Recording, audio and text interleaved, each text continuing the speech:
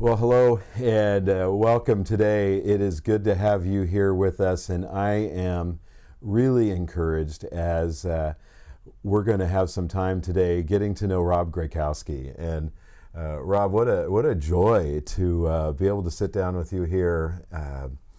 You and I go back, I'm going to say about 3 years, so to speak. Just over, yes.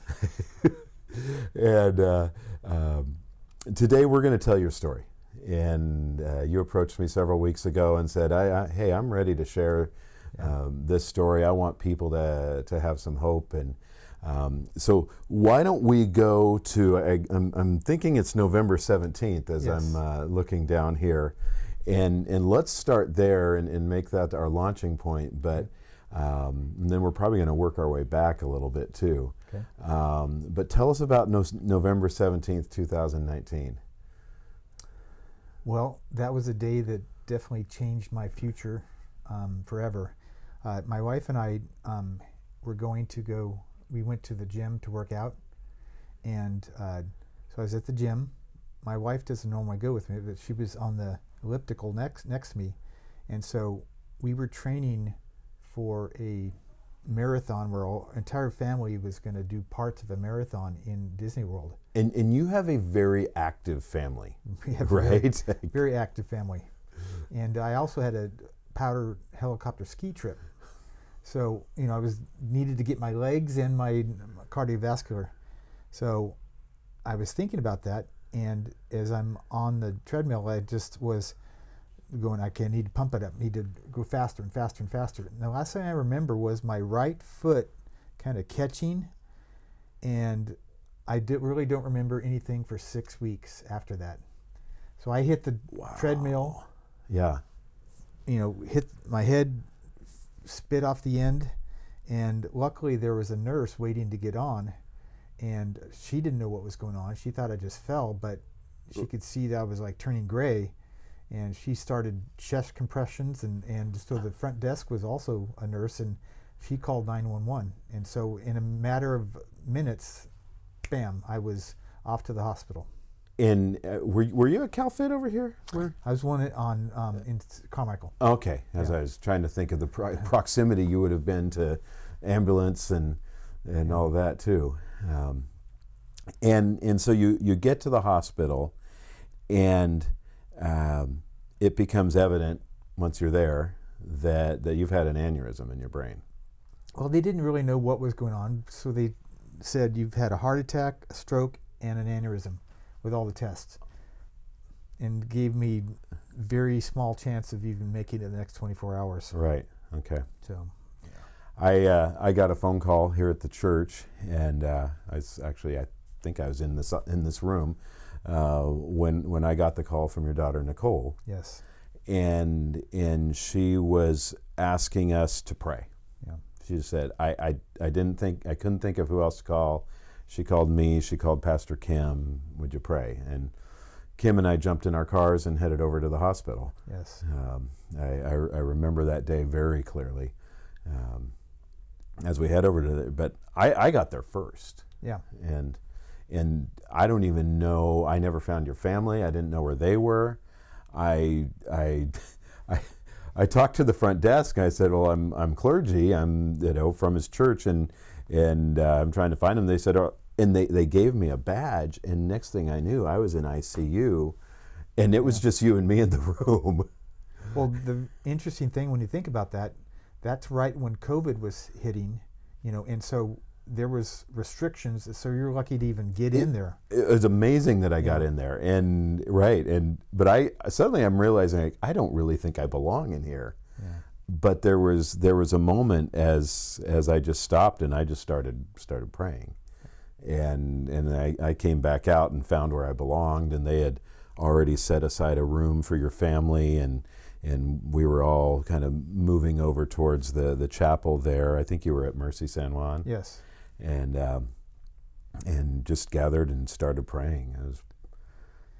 I know that, like I said, there were several things I just don't remember because, but Janine said that we were talking about it as soon as I was on the ground. she jumped off her elliptical and she just started praying immediately. I mean, just and it was. I can only imagine what she was going through. Just didn't know what was going on with me, and luckily they let her ride in the ambulance to the hospital. Yeah. So ultimately, you were diagnosed with an aneurysm. Yes. In your brain. Yes. I think this is the one where it's important for people to understand. The vast majority of people don't survive a burst of an aneurysm in the brain. No. Right. In fact, yeah, I don't know what the percentage is, but it's a very low. Very low, right? Yeah. I mean, I've been with somebody before that had a Yeah. brain aneurysm and they passed. I mean, it's awful. The challenge is a lot of them are hereditary, right? And so all my kids have had MRIs to make sure there's no hereditary factors there, and they're all clear, but we don't know whether me hitting the ground or whatever caused some of that. Right. So that causes a cascade of problems if you have the brain goes into fight or flight. Right. So then your heart starts pumping even more constriction of blood vessels, and so that goes into a whole process that even creates more challenges. Right. Yeah. Right. More trauma in the brain, and Yep. I mean, it's something that you don't survive. Well, here we are 3 years later. Yeah. You obviously survived. My neurologist calls me the miracle man. So this is our theme today, and we're talking miracles, and I want you to see a walking miracle in Rob Graykowski right here, because you say everybody I think would look at this and say this is a miracle. Oh, absolutely, especially if you're in the healthcare profession. Mm-hmm. I tell people what they said, and you're walking, you're talking. What happened was, I was in ICU from that mid-November 17th, you said, till Christmas Eve. So 6 weeks in ICU. Yeah. And I couldn't walk, couldn't talk, couldn't raise my hands above my head. I was in a coma several times throughout the whole thing. One time for a week straight, not even unresponsive. And so they're doing everything they can to allow me to heal. I ended up having 6 brain surgeries total. Wow. Yeah, 3 of them in the first few days. Uh-huh. And then there was problems with those. The brain got infected, and so that set off a whole bunch of other. So it was an interesting 3-year drive. It just stuns me, but I just can't help but think. Your daughter called me. Yes. Nicole, and if you've watched along some of the Backshed episodes several months ago, I got to interview Nicole because apparently after your aneurysm, God wasn't done working with her. And Jake, her husband, suffered just an awful heart attack, I believe, and he shouldn't be walking and alive today, and yet he is. Yep. So, let's talk about that power of prayer for a minute, because I chuckle often when I think about Nicole when she called me, because she just called me and said, "Cliff, I need you to pray," and that was almost the exact same thing she said the same morning as Jake's incident when that happened. She called me like, I don't know what's going on. I need you to pray. And she commanded all of us to pray. Yes. And which I'm praying, right? Yeah. Yes. But talk about let's talk about the power of prayer, because I mean people all over were praying. So our family's always, prayed. We prayed before meals. We prayed before any. Just we have purposeful prayer, and because we know that everything's in God's hands anyway. Yeah. So that's the best way to get your intention. So in the process, what happened was, like I had mentioned, my son is in YWAM, Youth with a Mission. So he's got a group of people all over the world. My niece has her own ministry. She was in Dubai and Africa, and so she's sending out to all her people to pray. And so within a matter of days, we got thousands of people. Thousands. I'm getting messages from, I don't even know these people, but they're all over the world. You know, my whole church is praying for you. So luckily, you know, the power of prayer, I truly believe the power of prayer is why I'm talking to you right now. And the way I look at it, you know, you came on a Sunday, left your family, we didn't know each other, and, you know, your respect for Nicole as being a member of the church and was just, it was God's purpose for you to be there. Yeah. It's like you initiated, you were the... I got to be the catalyst, you're right? the catalyst for the whole thing. Which I even just think, it's miraculous that they even let me in. When I was standing in the room with you and just suddenly realizing I'm not supposed to be in here. They should not have let me in here. And yet we were together in the room. You don't remember it, obviously, no. For maybe 3 or 4 minutes. But that was just a rich time. I need to pray for him. That's why I'm here. Yes. And, you know, and another miracle, I think, of when Jake's thing happened, you know, again, they called me a little bit later in the day and said, we need you to come, Nicole needs you, they need you to come up to the hospital. And suddenly I'm in the ER in the back at Kaiser in the middle of COVID, and again, praying. And the reason it kind of, like I said earlier, it makes me chuckle a little bit is I would never consider myself a prayer warrior, but I think of like specific times where God said, pray now. Yes, and right? you do it. And you do it. Yeah. Right. And I think that's a challenge that we all have is listen to God when He says pray. You need to pray. I would agree. Well, I know that there were several points of miracles and stuff in my recovery, and so all I know is that being in the state that I was in, not really knowing where I was at, what was going on for 6 weeks in ICU, there was a lot of time to pray. And it's what happened was it became very intentional. The doctors had set up a room for our family. Right. They called it our tribe, and so we were in there, you know, round the clock. Right. Between, you know, relatives and Janine, and they could tell that we were praying, and so luckily at Mercy, you know, there's a lot more. Prayer is part of their you know, they know that, and so the doctors and the nurses and the people that were part of my care would tell Janine what the next step for me needed to be.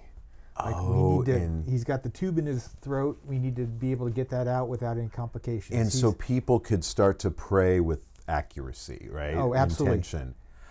Oh, this is so good. And I would encourage a lot of you to go back. Even I did another episode of Backshed several weeks ago with a man who trains doctors and nurses, medical students, in spiritual care, you know, in the hospital situation. So it totally takes me to the fact that you had doctors and nurses that very much understood the spiritual care was really important. Very much so. In fact, they were telling, they would come out and they would tell Nicole or my wife Janine, and they say, get your prayer team to pray for reducing his blood pressure. It's way too high.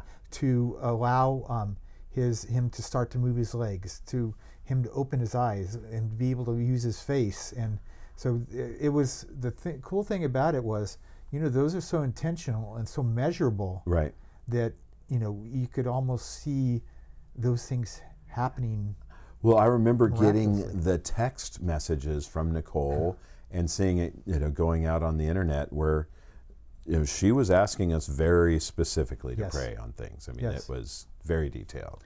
Well, we know that, you know, the clearer you are on your prayer, and especially in this situation, it's, you know, it's a prayer and it's measurable, which is miraculous. And there's in the book that I gave you. We're gonna show this here in just a second. Tons of different prayer requests, and then it showed how that's actually happening. And so it's, you know, does that give you goosebumps, right? That for me, you know, I grew up in a very my grandmother was very spiritual, and aunts and uncles were, you know, pastors in the South, and my mom was my Sunday school teacher. So I grew up, you know, I had a base from an early age of prayer. Yeah. And so this whole thing took it to a whole different level. Right. It's just, okay. Yeah. Well, okay. So let's go. Let's not lose the book. Let's tell us a little bit about the book here. I'll show you all here. So what this is a book that my wife and my daughter put together, and we had I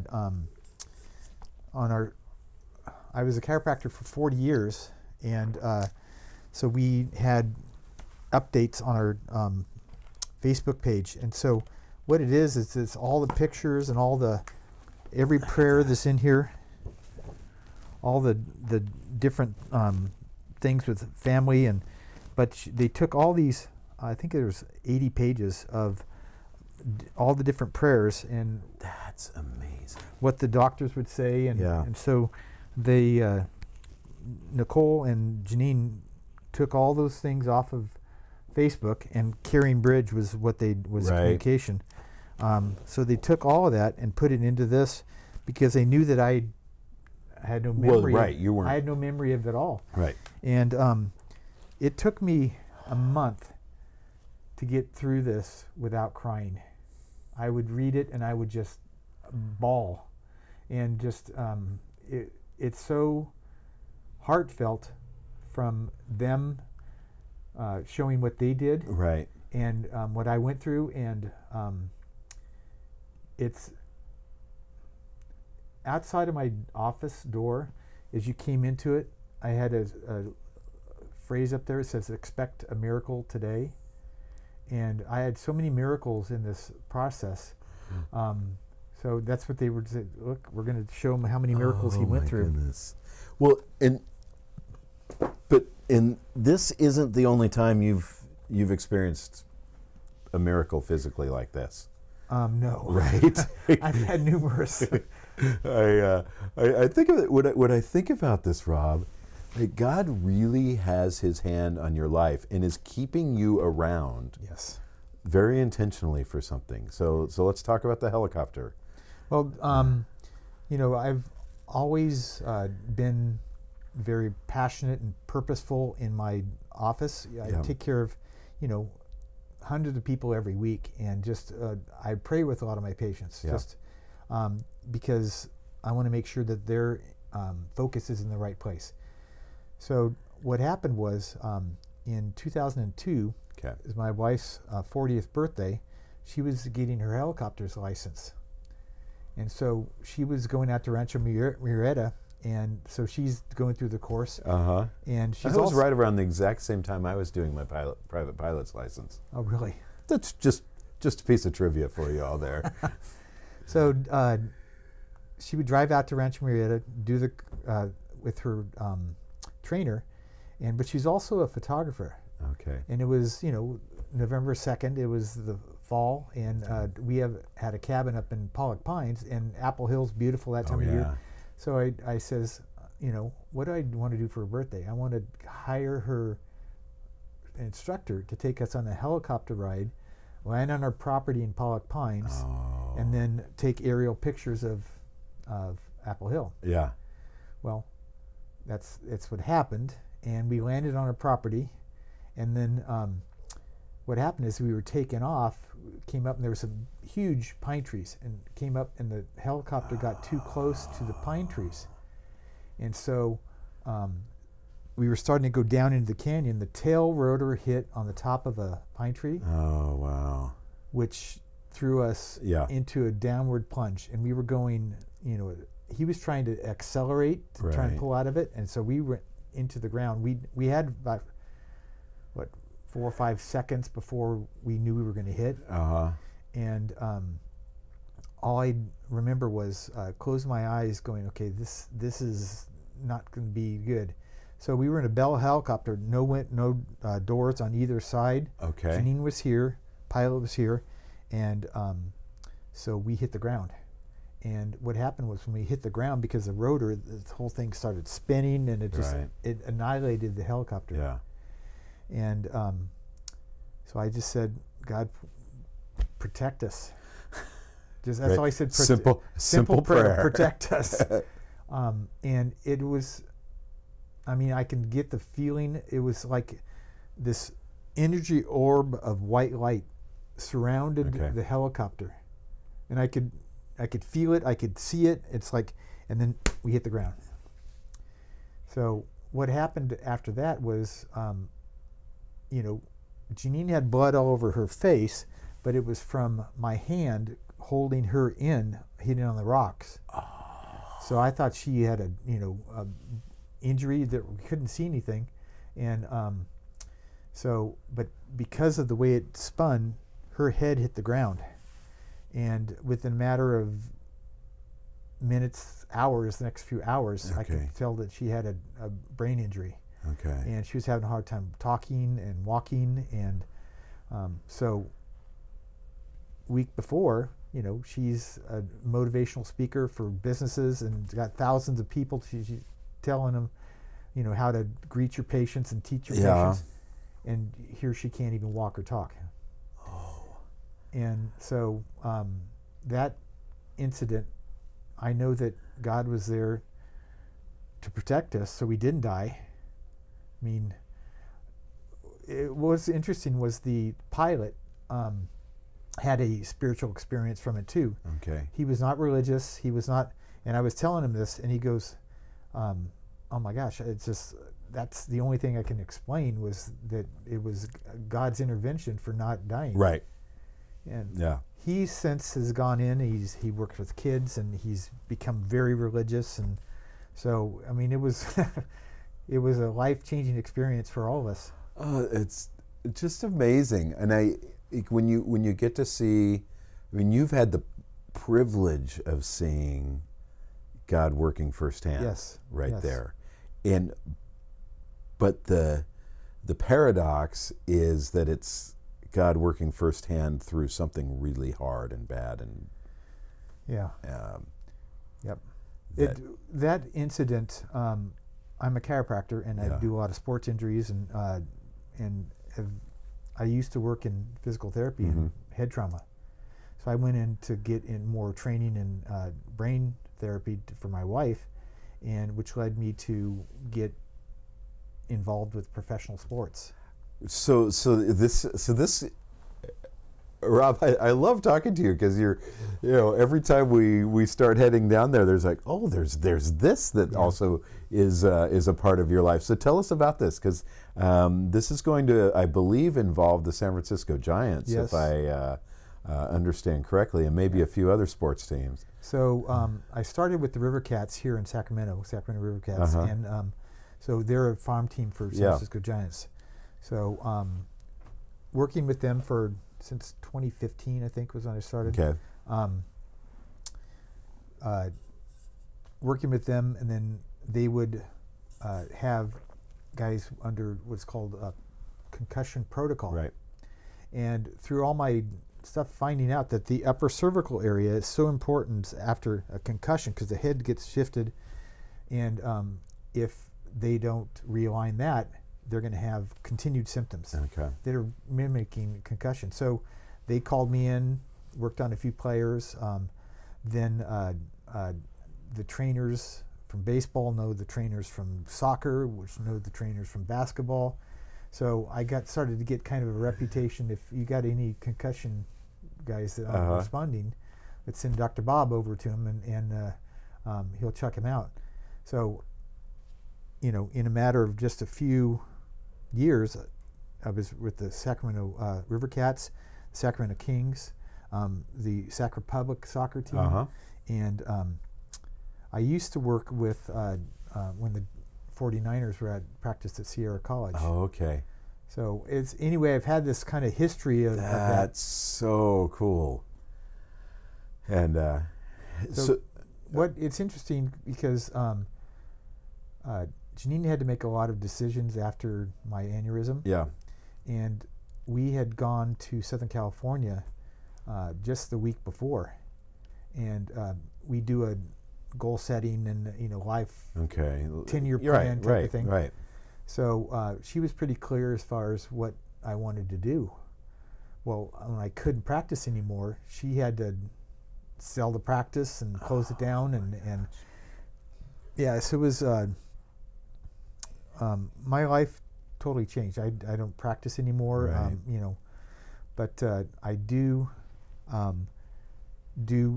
I was teaching classes on brain health, Mm-hmm. and so I have classes and things that I do online because I can't adjust people. Right. So God's purpose of me at least allowing me to teach people. Doctor means teacher, All right. and so I can still teach. So that's kind of where my whole life transitioned. Okay. And so I have so many thoughts, but I'll try to focus it in on one thing. So now you're doing more teaching. Is it? Before we leave the sports area, Okay.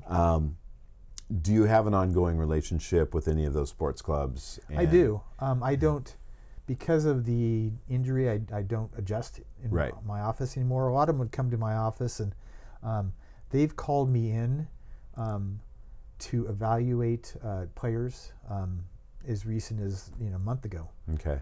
They'll just bring their players in that aren't responding and have me evaluate them, and then give them suggestions on what to do.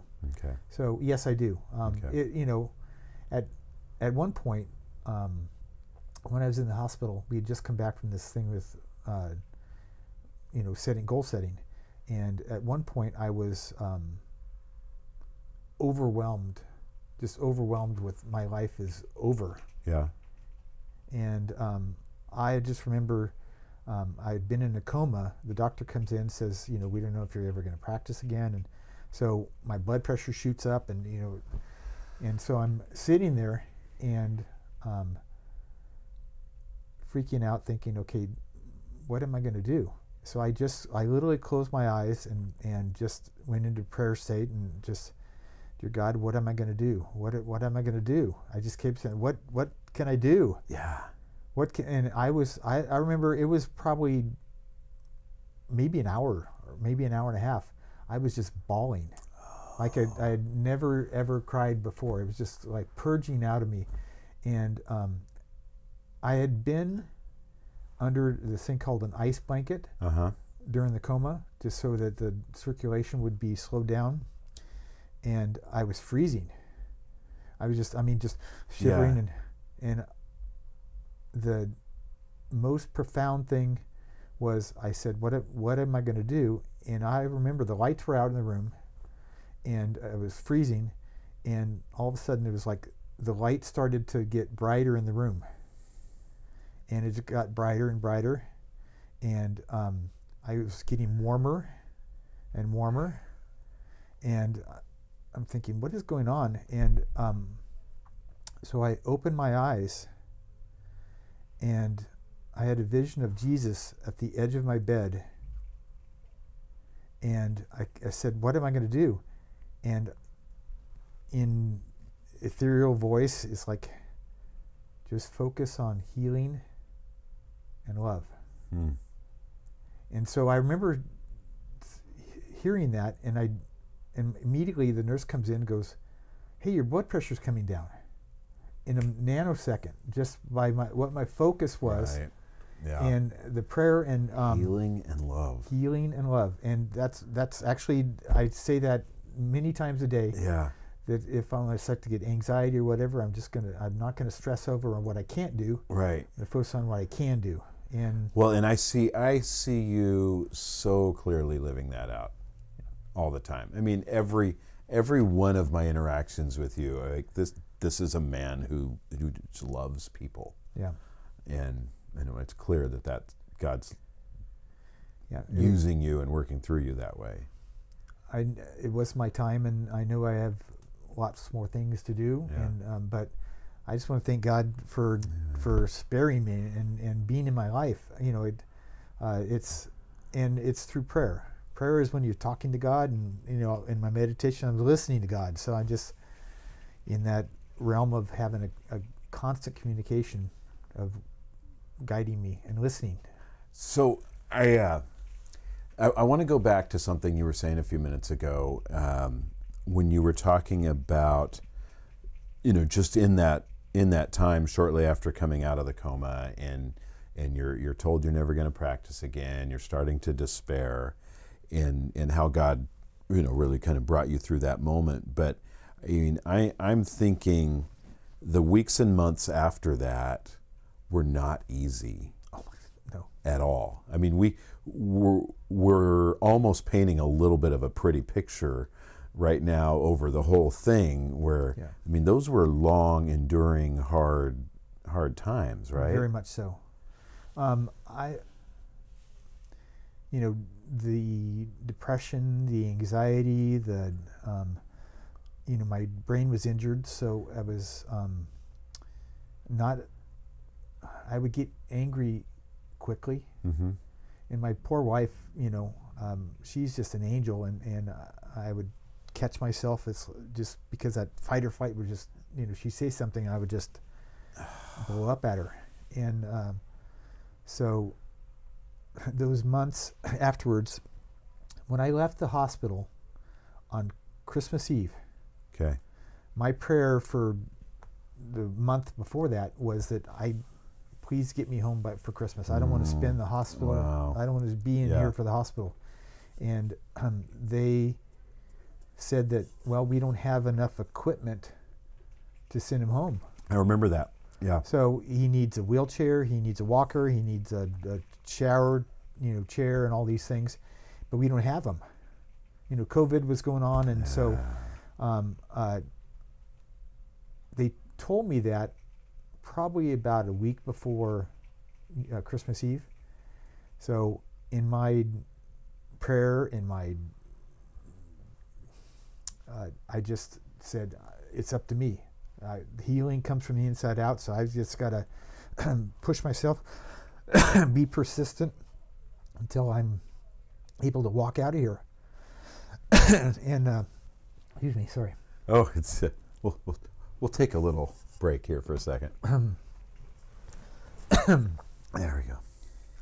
So I told Janine, I says, I don't want to be in here on Christmas. And she was saying, well, the doctors aren't going to release you. And I'm saying, no, I'm not going to be here. I'm just praying on. And she came in earlier in the day and said, they're going to send somebody in to evaluate your standing, your walking, your arm movements. And I had to learn how to brush my teeth and eat. Oh my goodness. I mean, it was like, you know, learning everything all over again. And so she came in the afternoons. I don't know what time it was, but she says, well, your evaluation came back very good. They're very happy with your response. You know, they told me it's a month ago we were going to get out here till mid-January. And so she said, they're releasing you today. And so I just remember crying, going, oh my gosh, this is another answered prayer. Right. And so I walked out of the hospital. I was the only one, because they had no equipment. Yeah. Only one that was able to walk out and do that. So, and I know a lot of it is just prayer. I know that and it was intentional prayer of not wanting to be in there. Yeah.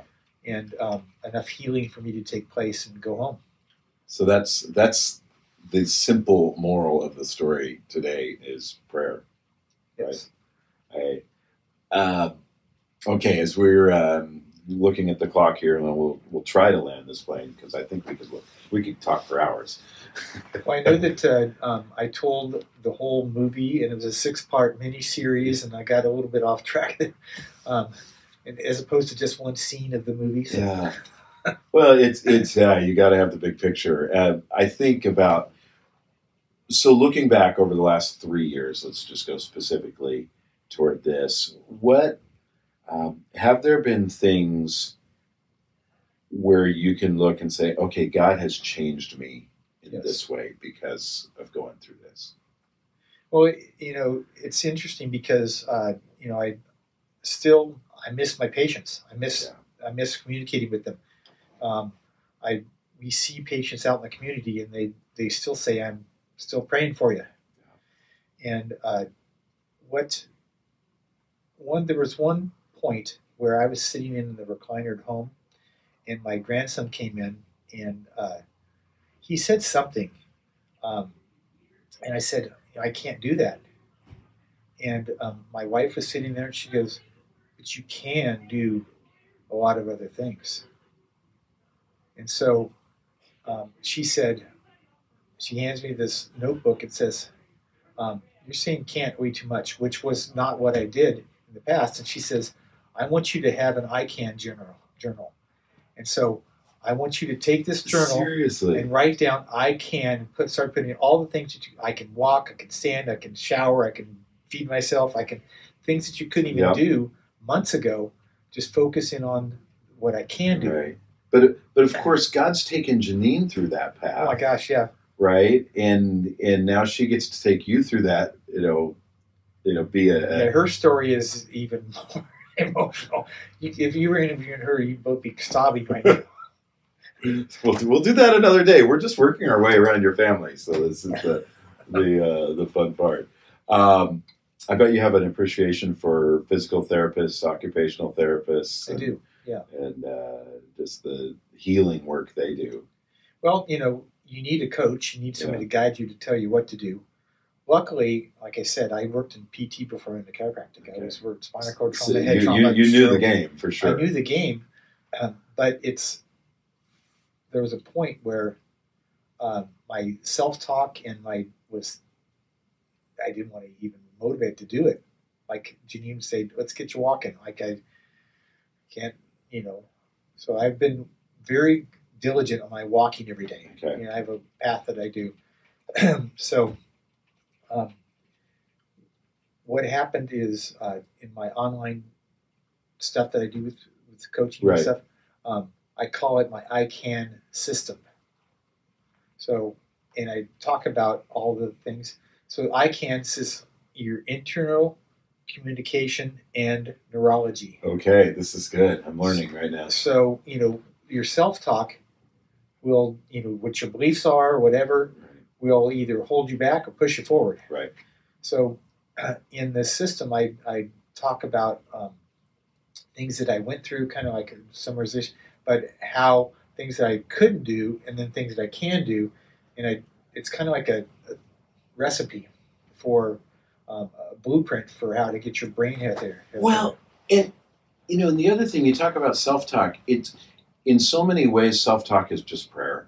Mm-hmm. I mean, it's yes, communication, and you can be talking to yourself, but in so many ways, you're just saying, "God, I'm claiming this to be true, and I know that this is true about this situation, and I know that you can work in me this way, and it's and it's an amazing thing. I had a really neat conversation with someone a couple of weeks ago about this exact thing, and she was talking about how she used to get really guilty when she'd be praying and her mind would start wandering into different things. Another guest on Backshed, just so you all know, for a previous, go back and look at those previous episodes. The last few have been really good.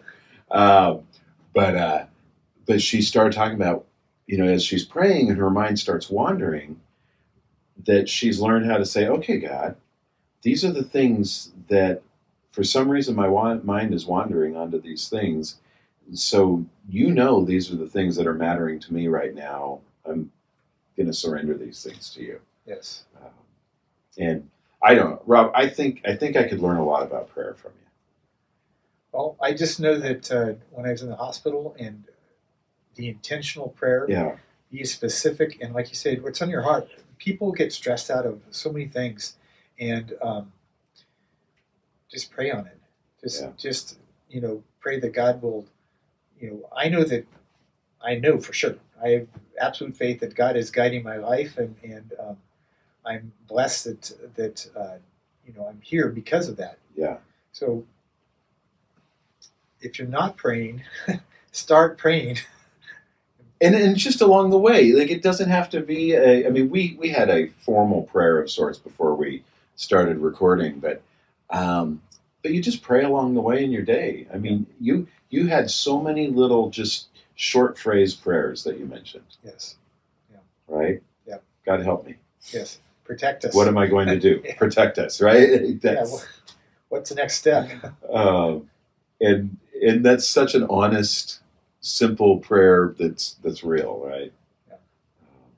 Well, there's, if we look at God put the healing in our body. Yeah.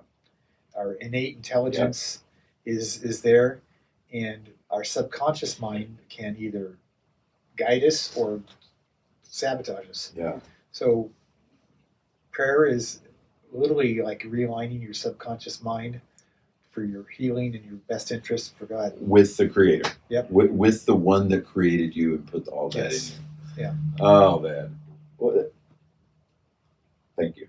You're welcome. Yeah. Thanks for, I tried to at least give some pearls of hope or something, because when the doctors come in and tell you that you're never going to practice again or you're not going to walk again, it's like, okay, I'm going to persist until I have success. And that's what I kept saying to myself. And I think that's something that I would love to communicate to everybody watching is I know that there are some watching today that you are feeling hopeless right now in some situation that's going on. It could be physical. It could be a relationship that you have. It could be past hurts that are not reconciled, or relationships that are not reconciled. And boy, that's our challenge, is just cry out to Him, and in the simple cry out. You don't have to have a complicated prayer. But simply cry out to God and be honest and open in your prayer. He already knows you're frustrated and angry, so it doesn't hurt to just cry out. And final pearls of wisdom for us.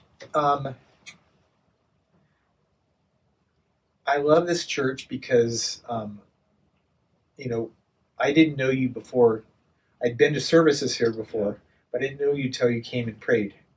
And just the pastors and all the whole congregation is very much into prayer. And I know that those prayers were answered. And I know that I love being in this environment where prayer is so accepted and acknowledged and part of daily life.